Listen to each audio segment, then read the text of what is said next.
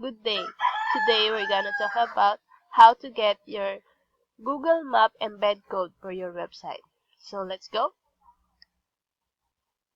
First, let's go to maps.google.com.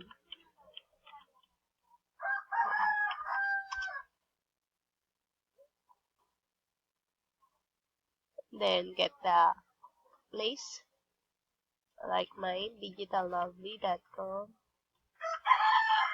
Lovely. That's mine.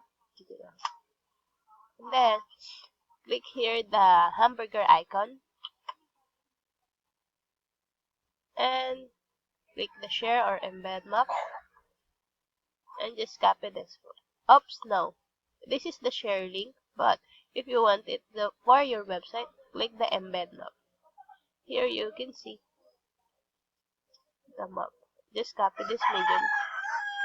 There are choices here, small, medium, large, and custom size. Custom size, you can change it.